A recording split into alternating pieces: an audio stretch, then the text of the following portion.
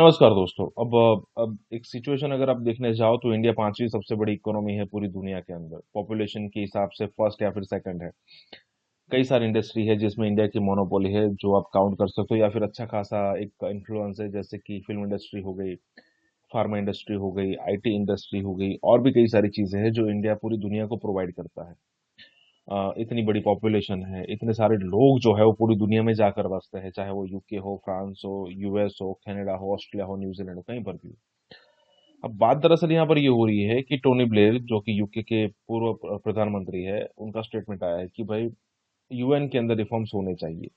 और ये सबसे बड़ी त्रासदी है अभी कि इंडिया जो है वो परमानेंट फाइव की जो यहाँ पर एक मोनोपोली बनी हुई है उसमें नहीं है। मतलब उसको हम एक्सपांड अब तक नहीं कर पाए। 75 ईयर्स हो गए लेकिन उसको हम एक्सपांड अब तक नहीं कर पाए, और इंडिया को इसमें शामिल करना चाहिए। लेकिन अब मुझे ऐसा लग रहा है कि इंडिया उस लेवल पर तैयार हो चुका है कि अगर टॉप फाइव या फिर कहीं यूएन की परमानेंट सीट नहीं भी मिलती तो भी इंडिया को कोई फर्क नहीं पड़ने वाला। इसी के साथ ये वीडियो शुरू करते हैं। टोनी ब्लेयर जो फॉर्मर प्राइम मिनिस्टर थे यूके के, उन्होंने एक बात बोली और बड़ी इंटरेस्टिंग बात है। टोनी ब्लेयर डिप्लोमेसी में एक बहुत बड़ा नाम है।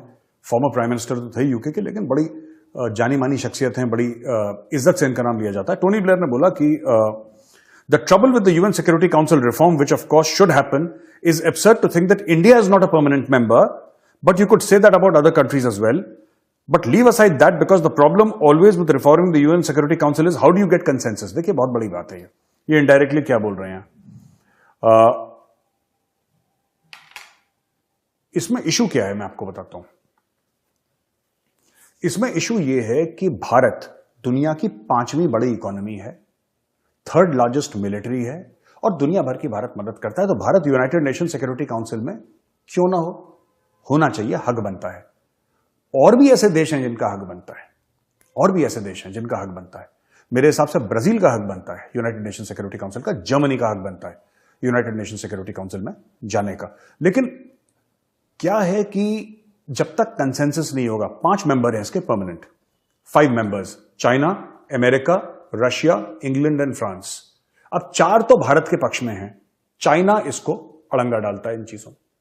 तो जब तक ये पांचों हां नहीं बोलेंगे तब तक ये मामला आगे नहीं बढ़ेगा। तो टोनी ब्लेयर का यही कहना है कि यार, how can you say no to India, how can you say, आप, इट्स एब्सर्ड, ये तो बड़ी अजीबोगरीब सी बात है यार, ये अजीबोगरीब बात है कि इंडिया उसका मेंबर नहीं, और ये लोग कह रहे हैं। अब देखिए, कन्विंस करके तो चाइना मानेगा नहीं, तो भारत को शायद कुछ ऐसा कदम उठाना पड़े कि जहां पे यूनाइटेड नेशन सिक्योरिटी काउंसिल का भारत मेंबर बन जाए, because our membership of this institution is due for almost a decade plus. एक और मैं बात बताना चाहता हूं, ये जो खुला है ना पूरा यूएन और यूएन सिक्योरिटी काउंसिल वगैरह, ये 1945 का मामला है, सेकेंड वर्ल्ड वॉर का मामला है। ओ भाई, सेकेंड वर्ल्ड वॉर को कितना टाइम हो गया आप बताओ? 77-78 साल हो गए सेकेंड वर्ल्ड वॉर को, 77-78 ईयर्स। तब से इसमें वो रिफॉर्म नहीं लाया गया, इसके जो इसका स्केलेटन है, जो इसका बेसिक स्ट्रक्चर है, नई रियलिटीज आ चुकी हैं।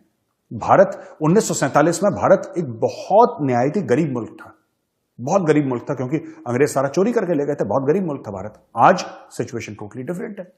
हमारी फौज उस समय बिल्कुल तगड़ी थी, इसमें कोई डाउट नहीं है, लेकिन आज बिल्कुल एक नए रूप में उभर कर आई है। उस समय भारत दुनिया से चीजें मांगता था कि भाई ये हमें दे दो, सस्ते दामों में ये दे दो, ये सब। फैमिन में लोग मरते थे। आज की तारीख में भारत उल्टा लोगों को दे रहा है। भारत मेडिसिन सप्लाई कर रहा है, भारत फूड ग्रेन कर रहा है, Bharat it's giving aid, it's giving soft loans, it's giving developmental assistance to the world. तो दुनिया बहुत बदल गई है, लेकिन United Nation security council change नहीं हुआ, वो वही पुराने दकियानूसी तरीके से चल रहा है। तो उसमें चेंज करना बहुत जरूरी है, चेंज आना बहुत जरूरी है दोस्तों। दकियानूसी से याद आया पाकिस्तान। अच्छा, an unspecified number of Pakistani companies have been added to the list of 14 entities put on a US trade blacklist for their alleged involvement in missile and nuclear activities.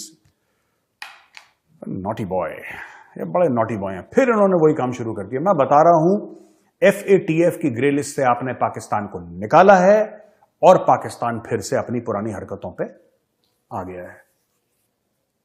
Missile technology की चोरी, यानी कि पैसा लेके किसी और को देना, ये बेच रहे हैं। मैं तो बता रहा हूं ना, इनके पास पैसे का इतना डेस्परेशन है पाकिस्तान में कि यही करेंगे, क्योंकि आप किसी भी पाकिस्तानी से पूछ लीजिए, छोड़ दीजिए इनके जो आर्मी क्या कर रही है, इनके बड़े बड़े पॉलिटिशियंस क्या कर रहे हैं, छोड़ दीजिए। किसी भी आम पाकिस्तानी से यह पूछिए, किसी भी आम पाकिस्तान सड़क चलता, जो रेड़ी चलाता है, जो किसी दुकान में काम करता है, जिसका छोटा मोटा बिजनेस है, या फिर वकील भी है पढ़ा लिखा, या फिर डॉक्टर है, या फिर कोई XYZ है, कोई XYZ, आप उससे सिर्फ एक सवाल पूछिए कि पाकिस्तान को आप तगड़ा मुल्क मानते हैं, मजबूत ताकतवर मुल्क मानते हैं? जी जनाब। क्यों? क्यों? क्योंकि हम एक एटमी ताकत हैं। हर एक पाकिस्तानी को जैसे तोता रट लेता है ना, तोता रट लेता है, हर एक पाकिस्तानी को एक चीज रटी है कि भाई हम इसलिए तगड़े क्योंकि हमारे पास एटम बम है। पर ये लोग ये बात नहीं समझते कि इनके पास एटम बम के अलावा कुछ नहीं है, और अब वही एटम बम इनके गले का पत्थर बन गया है। गले में घंटी जैसे होती है ना, या बड़ा सा भारी पत्थर होता है गले में, कि आदमी उसको लेकर ना तैर पाए ना चल पाए, यही पाकिस्तान के साथ हो गया है। अब पाकिस्तान ये कह रहे हैं ब्लैक लिस्ट में डाल दिया, पकड़े गए। ये लोग न्यूक्लियर टेक्नोलॉजी और मिसाइल टेक्नोलॉजी ये लोग बेच रहे हैं ब्लैक मार्केट में, और उनकी कंपनीज को, ये सरकारी कंपनीज हैं, सरकारी कंपनी, इनको ब्लैक लिस्ट। देखिए, जो एक तो वेपन ग्रेड होता है प्लूटोनियम, एक होता है non weapon grade. Non weapon grade दाएं बाएं होता है दुनिया में, राइट, ये होता है, लेकिन वेपन ग्रेड प्लूटोनियम वो एक अलग लेवल की बात है। और उसके अलावा ये बात कर रहे हैं मिसाइल यानी कि डिलीवरी मैकेनिज्म। एक तो होता है न्यूक्लियर वॉरहेड, आपने बनाया न्यूक्लियर वॉरहेड, वो कैसे जाएगा? आपको या तो हवाई जहाज से आप डालेंगे उसको, कहीं पे बॉम्ब करना होगा, या आपको फिर किसी मिसाइल में फिट करना होगा, कुछ तो आप करेंगे, कोई आपका डिलीवरी मैकेनिज्म होगा। तो पाकिस्तानी दोनों में ब्लैक मार्केटिंग कर रहे हैं, न्यूक्लियर मटेरियल में भी ब्लैक मार्केटिंग कर रहे हैं और मिसाइल टेक्नोलॉजी में ब्लैक मार्केटिंग कर रहे हैं। बेच रहे होंगे किसी को, मैं बता रहा हूं आपको 100%, ये किसी ना किसी को ये बेच रहे हैं, इसीलिए इनको ब्लैक लिस्ट में डाला है। और जो एक आम पाकिस्तानी की शान है ना कि हमारे पास एटम बम है, हमारे पास बम है, तुम्हारा बम बिक रहा है, नीलाम हो रहा है तुम्हारा बम, ठीक है। Now Imran Khan says ready to forgive attackers. इसने इलेक्शन कैंपेन लॉन्च कर दिया इमरान खान ने, और इमरान खान कहता है कि जिसने मुझ पर हमला, इसका हमला हुआ था ना इमरान खान के ऊपर, आई थिंक गुजरावाला के आसपास, कहीं गुजरात वहां पे भी है पाकिस्तान में, उसके आसपास इसके ऊपर हमला हुआ था। इमरान खान ने बोला कि मैं माफ करने को तैयार हूं जिन्होंने हमला करा। ओ खान साहब, आप तो माफ करने को तैयार हैं, वो लोग आपको माफ करने को तैयार हैं, ये भी सोच लो एक बार, क्योंकि हर समय आप गोल पोस्ट चेंज कर देते हैं। पहले इन्होंने बोला इमरान खान ने कि मुझे अमेरिका मारना चाहता है, फिर उन्होंने बोला जी राणा सनाउल्लाह और वो जो मेजर जनरल था ISI का, वो मुझे मारना चाहता है, फिर इन्होंने पता नहीं किसी तीसरी की फौज मुझे मारना चाहती है।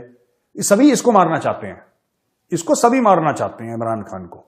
पता नहीं क्या इसमें कौन से हीरे जड़े हुए इमरान खान के अंदर, कौन सा सोना इसमें तराशा हुआ है कि इमरान खान को सब मारना चाहते हैं और इससे हीरे सोने छीनना चाहते हैं, ये इसका दिमाग है। अच्छा, अब इमरान खान अपनी जो कैंपेनिंग है इलेक्शन की, जो चुनाव का प्रचार है, वो शुरू कर रहा है इमरान खान। अभी तक इमरान खान अपने घर के अंदर दुबक के बैठा हुआ था, प्लास्टर लगा के, कि मैं चल नहीं सकता, व्हील चेयर में जा रहा है हर जगह। अब मैं बता रहा हूं, ये बंदा दौड़ेगा, आप इसको दौड़ते हुए देखिएगा अगले 1 महीने में। अब इलेक्शन सर पे है ना, ये हर जगह जाएगा, रैलियां करेगा, लेकिन वही व्हीलचेयर होगी इसकी, फिर व्हीलचेयर से खड़ा होगा। ये व्हीलचेयर को नहीं छोड़ेगा जब तक ये शपथ ग्रहण ना करे। ये व्हीलचेयर का टैटू बना लेगा अपने हाथ पे और अपने माथे पे, चुनाव चिन्ह व्हीलचेयर। ये व्हीलचेयर को नहीं छोड़ेगा भाई साहब। पाकिस्तानी जैसा विक्टिम कार्ड कोई नहीं खेल सकता, मैं आपको बता रहा हूं। पैलेस्टीनियंस भी बच्चे हैं उसके सामने, Palestinians play the victim card, लेकिन nobody plays the victim card like the Pakistanis. Nobody plays the victim card like the Pakistanis. पाकिस्तानियों को अगर कोई टाइट करता है ना, मेजर गौरवरिया के अलावा, वो चाइनीज टाइट करते हैं इनको यार। देखो, मैं आपको छोटा सा एग्जांपल देता हूं पाकिस्तान की जहनियत का।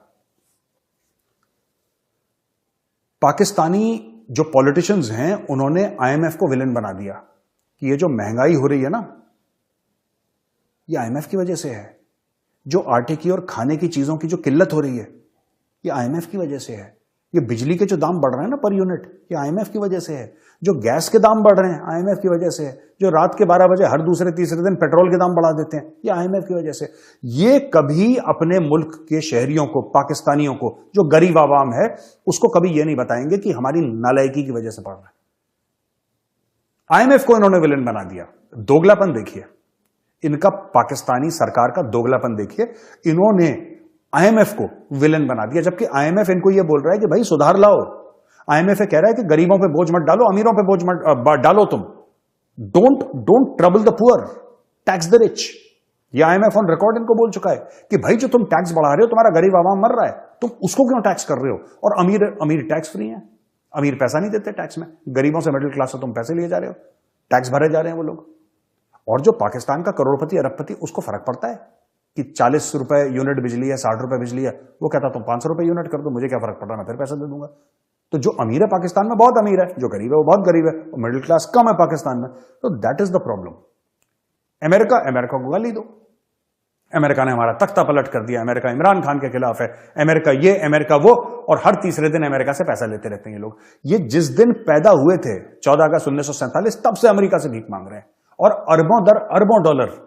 लेकिन पता नहीं यार, मुनाफिक लोग हैं, हिपोक्रेट्स हैं, एहसान फरामोश हैं, मुझे नहीं पता, जिनसे इतना पैसा लिया है, जिनसे इतना पैसा पकड़ा है, उन्हीं लोगों को गाली देते हैं। सिर्फ चाइना को नहीं देते ये लोग। अमेरिका क्या है ना, अमेरिका बात करेगा डेमोक्रेसी, अमेरिका उड़ी उड़ी बातें करता है। अमेरिका जो है उड़ी उड़ी बातें करता है। अमेरिका लोन बहुत कम देता है, अमेरिका एड देता है कि लो यार पैसा, कोई बात नहीं, वापस मत करना। तो ये लोग फायदा उठाते हैं अमेरिका का, पाकिस्तानी। चीन को क्यों नहीं बोलते? बोलो चीन को, गुर्दे कलेजी निकाल देगा, हलक में डाल के पेट से पैसा निकाल देगा चीन। कोशिश करना एक बार। चीन के सामने मतलब ये ऐसी भेगी बिल्ली बने रहते हैं Pakistani. Chinese treat them properly. एक तो मेजर करता है, एक चाइनीज करते हैं। इनके दो ही अब्बू हैं, बड़ा अब्बू, छोटे अब्बू। एक मजले अब्बू भी हैं फौज, ठीक है। इनके 3-3 अब्बू हैं पाकिस्तानियों के। बड़ा अब्बू मेजर, उसके बाद चीनी, उसके बाद GHQ रावलपिंडी, इनका आर्मी चीफ। और भाई साहब चाइनीज के खिलाफ कुछ नहीं बोलते।